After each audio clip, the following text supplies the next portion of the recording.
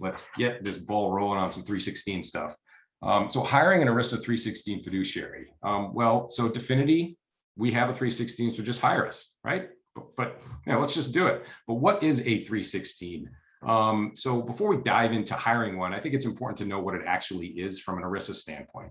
So bear with me, and I'm going to read, and I hope you guys have had a lot of coffee and you're awake, because I'm going to read a little bit of code from Erisa of what an actual 316 fiduciary is. So bear with me on this one. And I'm reading it. I'm just letting you know, because I don't memorize this stuff. I don't think anybody else should. So in general, the term plan administrator or administrator means the person specifically so designated by the terms of the instrument under which the plan is operated. You still awake? Hope so. If an administrator is not so designated, the plan administrator is the plan sponsor, as defined in section 316B of Erisa. Now, I'm not going to lie, I've been doing this for a number of years. It's probably the second time I've ever read that. I like to keep things pretty simple and high level. For me, in what I like to, when I speak with advisors and plan sponsors, when somebody says, what's a 316? To me, it's an operational fiduciary. It's an entity or a person or someone you can outsource the day-to-day administration of a plan. When you're engaged in, or your plan sponsors are engaged in establishing a plan or running a plan, in the market, there's two ways to go about that from a compliance or administrative standpoint. So I work for a TPA. My job is to make sure that everyone in the world wants to use our TPA for administrative services, for compliance services, for loans, distributions, compliance testing, 5,500. At the standard, Lisa and Rita can attest to this, they have the ability to do those same tasks.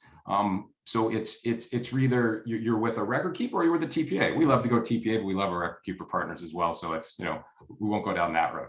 But in all seriousness, at the end of the day, when you have a retirement plan or plan sponsor is sponsoring a plan and their participants take a distribution, have a loan, their 5,500 needs to be filed, that will end up on the plan sponsor's desk.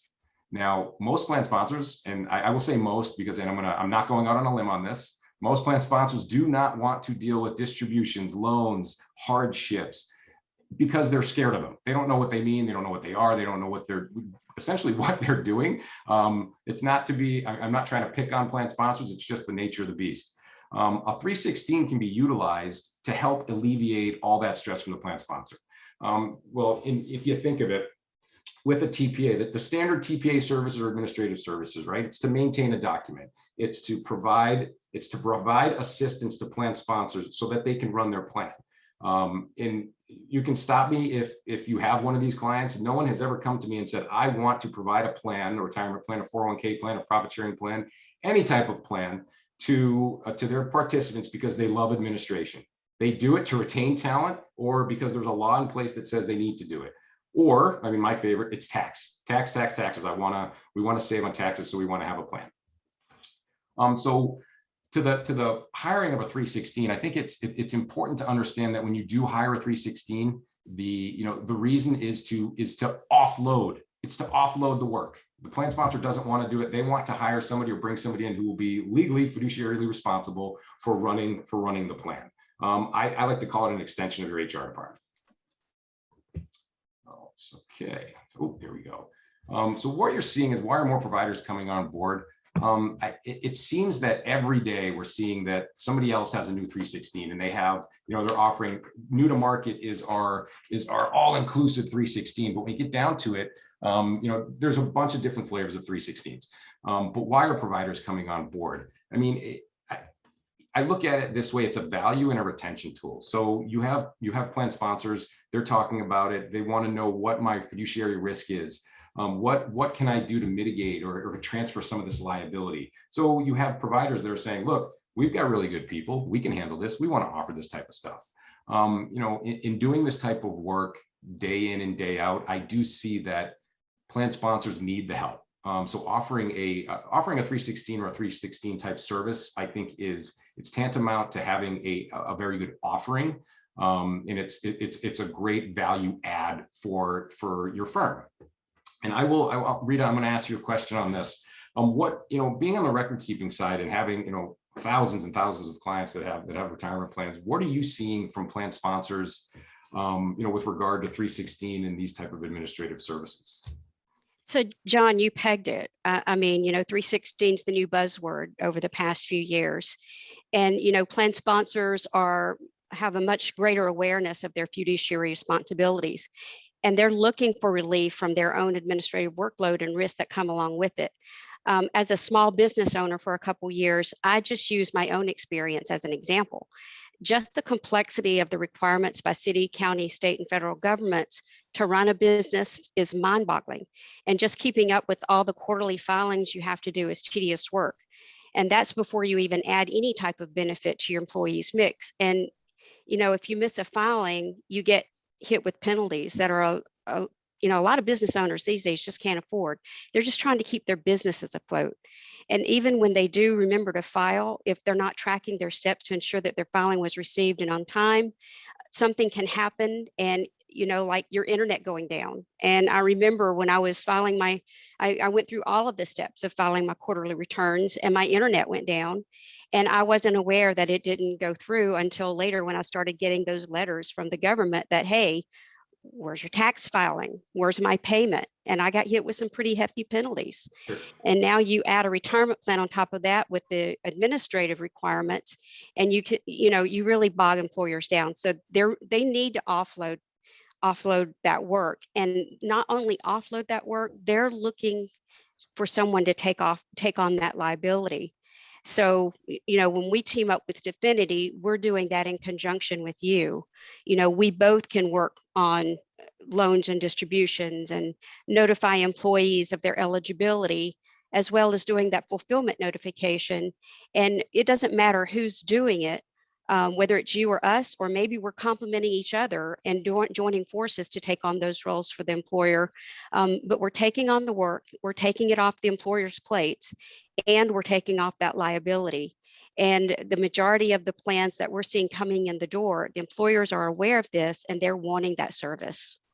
So let me ask you this: Are they coming right in saying, "I don't want to do this. I don't want loans. I don't want to touch the plan. I just want to offer it"? I mean, because that's what I'm seeing, and it's really, I have to offer this. I'll do it. I'm fine doing it. I don't want to touch it.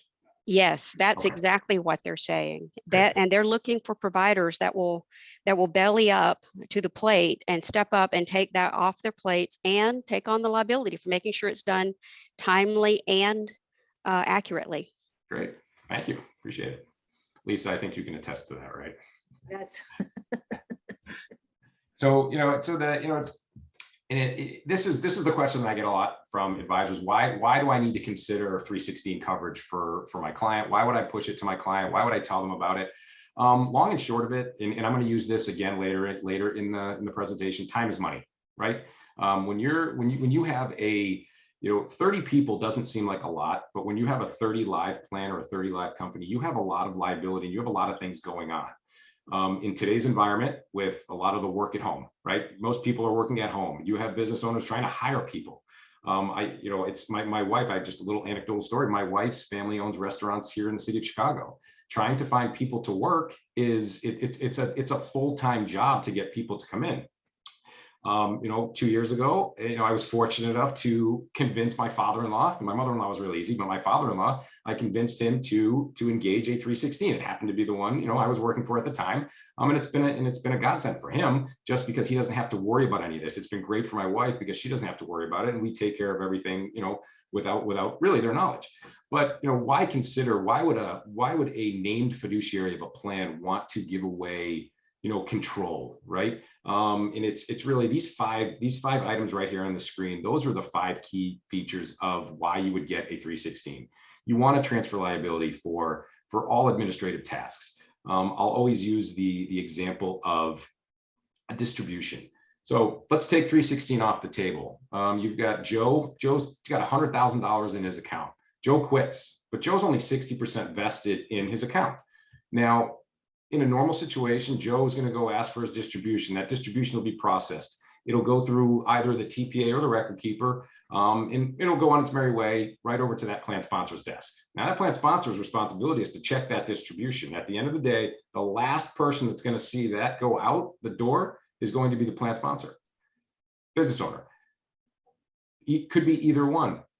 Say that distribution goes out incorrectly. I mean, at at the end of the day, who's responsible for that? You can have a fight with your TPA or your rec keeper, but at the end of the day, the plan sponsor was there to check that distribution. So if that distribution went out too high, you know, you got to go get those dollars. With a 316 or somebody who's saying, look, I'll be fiduciarily responsible for that distribution, that liability, that risk now shifts over to my table. I like to say that, you know, we're more than happy. We're more than happy to be able to take on those tasks, loans, distributions, hardships, because that's what we're experts at. So that's one of the key reasons. The risk management, like I said, that is a risk management. I don't want my hands into something that I'm not proficient at. I'll tell you this: my wife is a world-class cook. I don't touch the kitchen because that is hers, and she will smack me if I even try to go in there. She's great at, and you know, I stick with sports and the boys. That's what she does. But for advisors, I think this is a key point. Regardless of the number of people in your plan, you will get plan related questions from an administrative nature. It's a nature of the beast. So if 9 out of 10 times an employee has a question about the 401k, they go directly to HR or the person handling the plan. I would also say 9 out of 10 times that person may not have the answer. Let's call it 50-50, and they will call the advisor, which is great. And then oftentimes the advisor will have the answer, or they'll come reach to the TPA.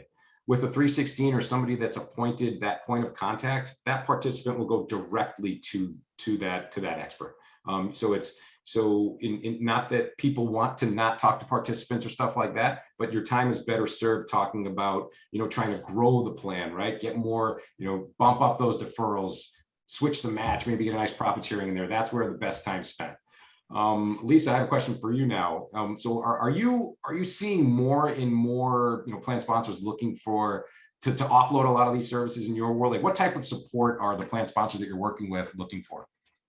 Yes, thanks, John. So in addition to transferring the liability and helping manage risk, offloading some administrative tasks can really help the employer and advisor save time and money.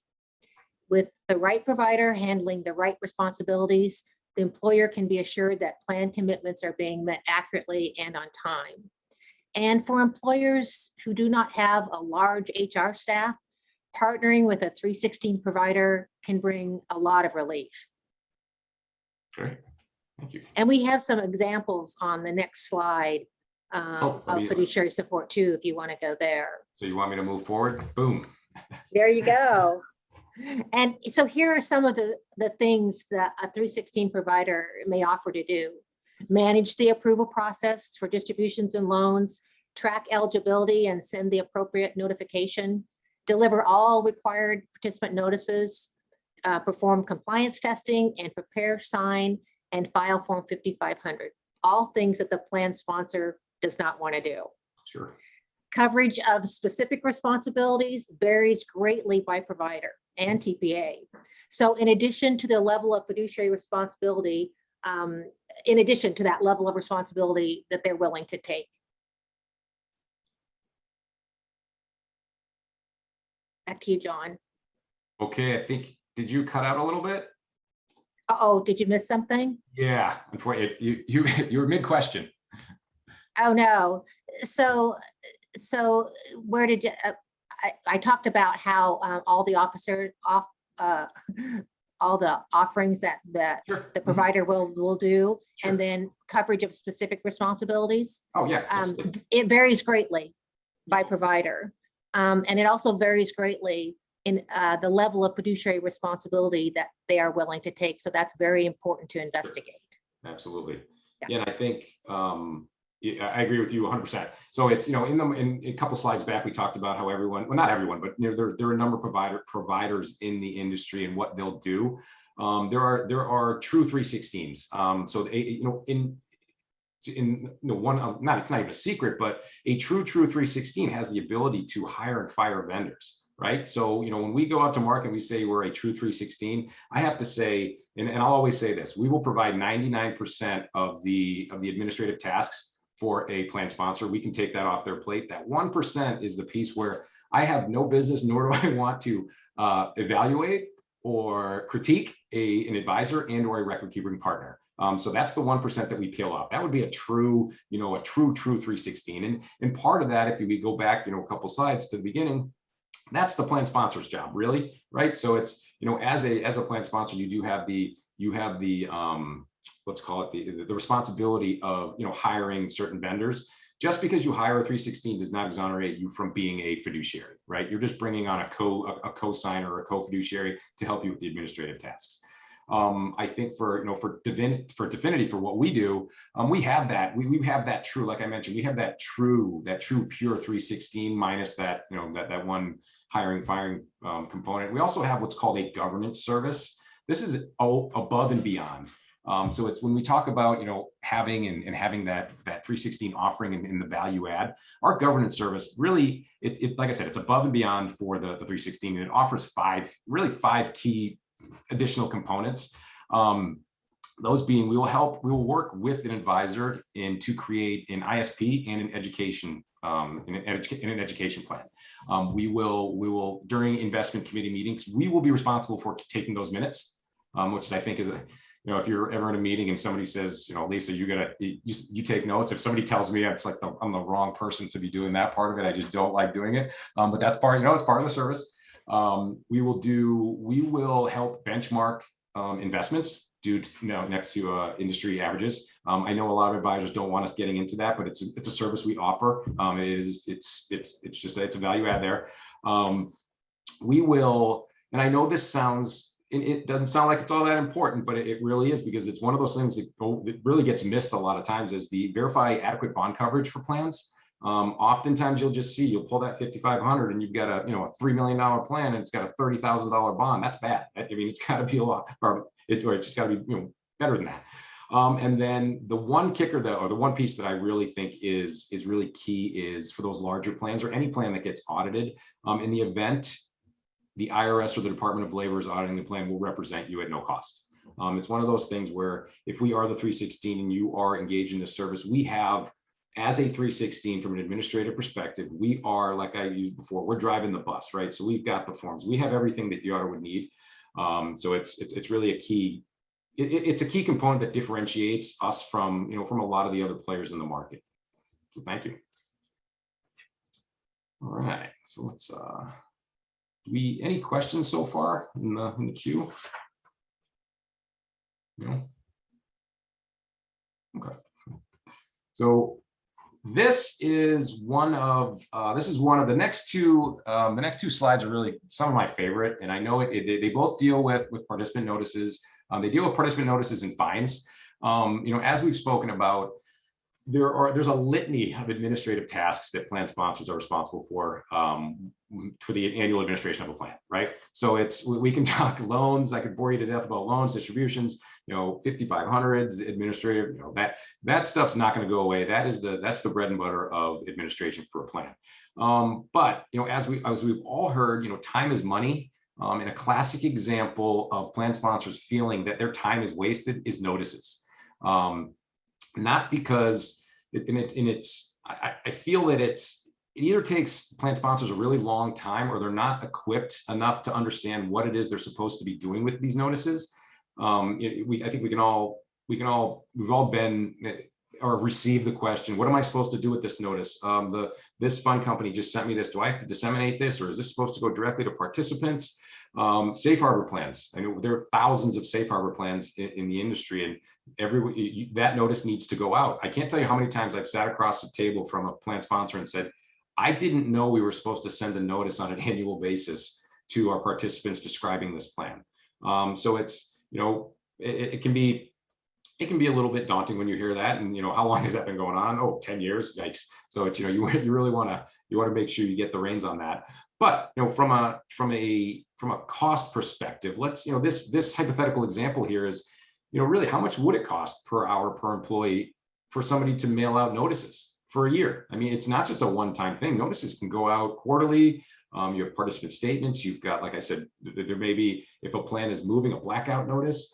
So let's call it 60 hours per year at $30 an hour. It's $1,800 a year. That's real money that hits the business's bottom line, which could be saved by hiring a 316 independently, which is part of their service. That's going to be part of that'll be part of the offering. in addition to being that fiduciary on the plan, signing and filing the 5,500. So, it really does come down to understanding, what it is, the time, the return on investment, if you will, I guess, is probably the best way to do it. And as advisors, you all know that your plan sponsors and your clients, they're dealing with 100 things at a time. And I guarantee you notices and, distributions and loans is probably not top of mind, right now in their minds. All right. So I really do like this slide, and I keep this in here, and I don't mean to belabor the point, but, with the DOL, failure to comply is costly. I love this slide because it shows the egregious nature of what it would actually cost a plan sponsor if they were to miss a notice. I really like to point out the automatic contribution notice, auto enrollment. How many plans have you've worked with or you've administered where they have auto enrollment and the participant has no idea they're in an auto enroll plan? Now, often, I've seen it happen where the employee has been auto enrolled, didn't realize it, and never got the enrollment kit, just because the plan sponsor didn't know it needed to go out. They knew they had that feature in their plan, but they just didn't know that was supposed to happen. So I find it cracks me up that I see, almost $1,800 per day for each failure. If we go back one slide, the cost to send out just a bunch of notices, it was $1,800. I mean, you're up to $3,600 for a potential just missing one notice. So these are the things that can be mitigated with a 316 and a provider that handles, notice fulfillment and, the other services we've talked about. All right. So, we're moving right along. So in summary, I think it's, plan sponsors need fiduciary coverage. They're, I think the key point is they don't know what they don't know. And, they're hearing and reading about fiduciary coverage and what it means to be insulated from these types of things. We really want to be able to offer a full range of service. I think we went over that at length where, you can have a really vanilla 316 or more Neapolitan, if you will. And we're all experts here, right? So we've got record keeping experts, we have administration experts, we have advisors who are experts in the investments and in their field. And we really just want to work together to provide the best in class service to all of our clients. I mean, I will leave this, the summary part is it's this quote from George Bernard Shaw. The single biggest illusion in communication is that it has taken place. And I think this pretty much, for me, it embodies the 401k industry. A lot of times your clients don't know who's doing what, right? So it's, what are we doing? Who approved this distribution? Oh, that's you, Mr. Plan Sponsor. So I think it's really important just to take a step back, communicate, and understand roles and responsibilities. And I think a 316 will help you do that. Lisa or Rita, anything before I just go into the Q&A section?